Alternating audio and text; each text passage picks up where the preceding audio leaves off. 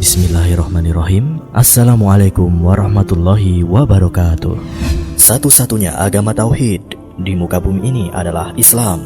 Tauhid adalah konsep dalam akidah Islam yang menyatakan keesaan Allah. Dan perlu diketahui pula bahwa agama setiap para nabi itu satu, yaitu Islam. Tak terkecuali Nabi Isa pun seorang muslim dan beragama Islam. Islam adalah agama seluruh nabi dan rasul, sebagaimana yang Allah beritakan tentang bapak para nabi, yaitu Nabi Ibrahim alaihi salam. Allah Ta'ala berfirman, yang artinya, dan tidak ada yang benci kepada agama Ibrahim, melainkan orang yang memperbodoh dirinya sendiri. Dan sungguh kami telah memilihnya di dunia, dan sesungguhnya dia di akhirat benar-benar termasuk orang-orang yang soleh. Ketika Robnya berfirman kepadanya, tunduk patuhlah, Ibrahim menjawab, aku tunduk patuh kepada Rob semesta alam. Dan Ibrahim telah mewasiatkan ucapan itu kepada anak-anaknya. Demikian pula Yakub. Ibrahim berkata, hai anak-anakku, sesungguhnya Allah telah memberi agama ini bagimu, maka janganlah kamu mati kecuali dalam memeluk agama Islam. Adakah kamu hadir ketika Yakub kedatangan tanda-tanda maut, ketika ia berkata kepada anak-anaknya, apa yang kamu sembah sepeninggalku? Mereka menjawab, kami akan menyembah Robmu dan Rob nenek moyangmu, Ibrahim, Ismail, dan Ishak, yaitu Rob yang Maha Esa, dan kami hanya tunduk patuh kepadanya. Al-Quran Surat Al-Baqarah ayat 130-133.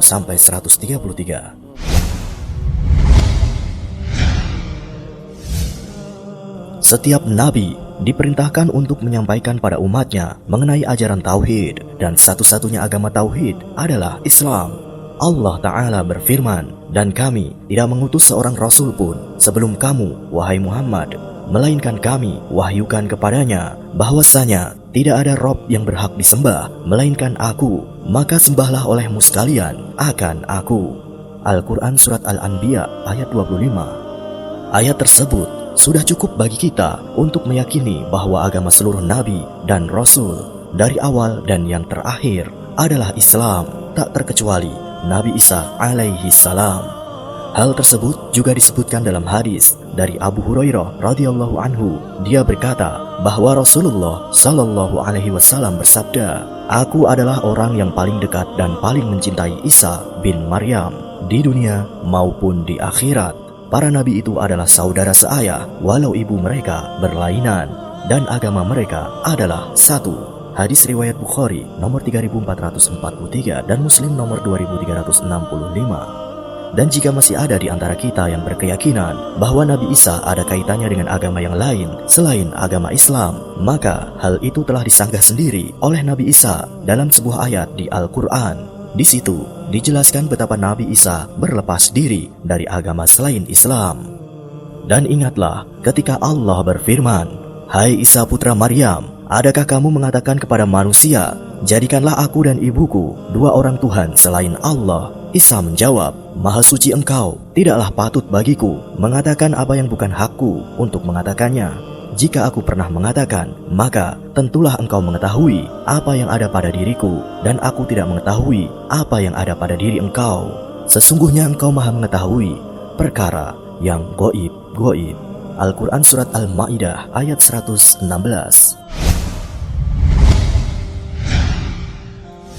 Itulah mengapa Nabi Isa hendak dibunuh oleh kaum Yahudi. Saat itu alasannya hanya satu, yaitu karena mereka para nabi beragama Islam, dan ajaran agama Islam dari masa ke masa bagi mereka adalah agama yang banyak aturan mengenai tauhid, halal haram, dan syariat. Sehingga bagi mereka hal tersebut adalah sebuah gangguan yang mengusik kenyamanan hidup mereka. Walhasil sang pembawa risalah dan peringatan, yaitu para nabi, hendak untuk dilenyapkan oleh mereka dari muka bumi. Sebagaimana telah disebutkan oleh Allah Subhanahu wa Ta'ala dalam Al-Quran secara berulang-ulang. Allah Subhanahu wa Ta'ala berfirman, dan mereka telah membunuh nabi-nabi. Al-Quran Surat An-Nisa ayat 155. Hal tersebut menandakan jika mereka sangat bengis dan penuh kerusakan, karena hanya makhluk yang penuh dengan kejelekan sajalah yang tega dan mempunyai niat serta misi untuk membunuh manusia suci yang mulia, yaitu para nabi dan rasul utusan Allah. Wallahu a'lam bissawab.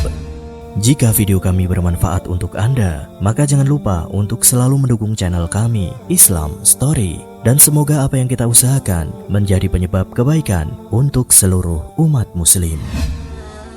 Penduduk di seluruh dunia dalam menyambut tahun baru Masehi dipenuhi dengan sukacita dan rasa gembira serta harapan yang baru. Demikian pula negara kita ini yang sebagian besar penduduknya adalah muslim, tak luput pula ikut merayakan perayaan tahun baru tersebut. Padahal sejatinya perayaan tersebut adalah bukan berasal dari agama Islam, malahan berasal dari budaya dan syiar agama lain. Lalu bagaimana sikap seorang muslim dalam menyikapi hal tersebut? Berikut ini kami berikan ulasan singkatnya sebagai informasi dan ilmu yang bermanfaat supaya kita dapat merenungkannya. Apakah sudah tepat jika seorang muslim ikut merayakan tahun baru? Dalam hal ini kami menginformasikan saja, bukan memaksa Anda untuk sepakat. Dan berikut ulasannya.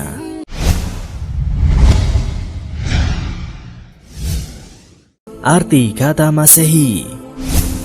Kata Masehi berasal dari bahasa Arab. Dalam bahasa Arab disebut Al-Masih, dan dalam bahasa Ibrani disebut dengan Mesias.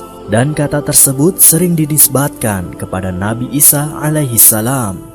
Dalam Kamus Mu'jam Al-Wasit dinyatakan bahwa makna Al-Masih adalah orang yang banyak mengembara. Orang yang banyak mengembara disebut Al-Masih karena dia mengusap atau menyapu permukaan bumi. Dan Nabi Isa disebut Al-Masih karena beliau termasuk manusia yang banyak mengembara, melakukan perjalanan jauh dan tidak menetap di suatu tempat. Dalam keterangan yang lain, Nabi Isa disebut Al-Masih karena beliau mengusap orang sakit dengan tangannya, kemudian orang tersebut sembuh. Dalam Lisanul Arab dinyatakan, ada yang berpendapat beliau disebut Al-Masih karena beliau mengusap dengan tangannya orang yang sakit, buta sejak lahir, penderita kusta, kemudian mereka sembuh dengan izin Allah. Sedangkan di dalam bahasa Yunani, kata Mesias diterjemahkan dengan kata Kristos, dan dari situlah dikenal sebutan Kristus yang menjadi salah satu gelar Yesus. Sejarah penanggalan Masehi. Kalender Masehi atau Anno Domini dalam bahasa Inggris adalah sebutan untuk penanggalan atau penomoran tahun yang digunakan pada kalender Julian dan Gregorian. Era kalender ini didasarkan pada tahun tradisional yang dihitung sejak kelahiran Yesus dari Nazaret. Masehi dihitung sejak hari tersebut, sedangkan sebelum itu disebut dengan sebelum Masehi. Dalam bahasa Latin, Anno Domini yang berarti tahun Tuhan yang dipakai luas di dunia. Dalam bahasa Inggris pada zaman modern ini muncul istilah Common Era yang disingkat CE. Sedangkan waktu sebelum tahun 1 dipakai istilah Before Christ yang disebut dengan BC, artinya sebelum kelahiran Kristus, atau Before Common Era yang disingkat BCE atau sebelum era umum. Awal tahun Masehi merujuk kepada tahun yang dianggap sebagai tahun kelahiran Nabi Isa Al-Masih. Sistem penanggalan yang merujuk pada awal tahun Masehi ini mulai diadopsi di Eropa Barat selama abad ke-8. Perhitungan kalender ini dimulai oleh seorang biarawan bernama Dionysius Exigus dan mula-mula dipergunakan untuk menghitung tanggal Paskah berdasarkan tahun pendirian Roma. Nama bulan dalam tahun Masehi. Dalam tahun Masehi tersebut, di dalamnya terdapat 12 bulan, dan semua nama bulannya diambil dari bahasa Latin atau Romawi, yang memiliki sejarah dan makna tersendiri. Misalnya saja, pada bulan pertamanya, yaitu bulan Januari.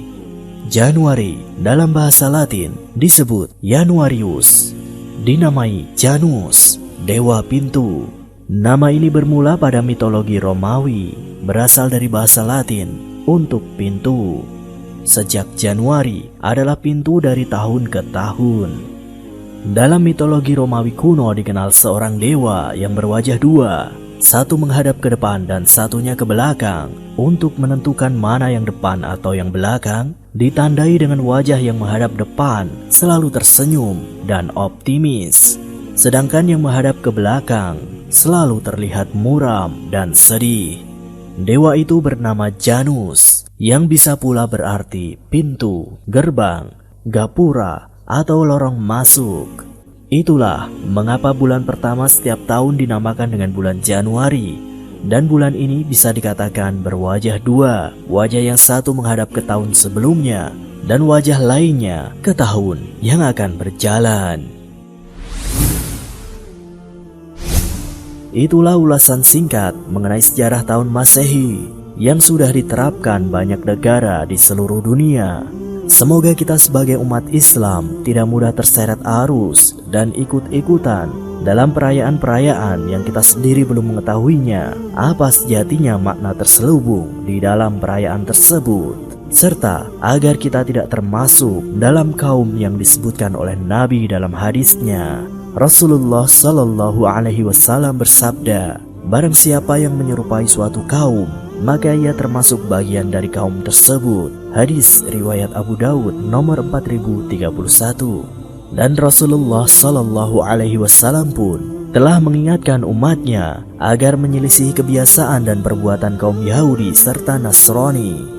Beliau bersabda, bukan termasuk golongan kami siapa yang menyerupai kaum selain kami. Janganlah kalian menyerupai Yahudi juga Nasrani, karena sungguh mereka kaum Yahudi memberi salam dengan isyarat jari jemari, dan kaum Nasrani memberi salam dengan isyarat telapak tangannya. Hadis riwayat Tirmizi.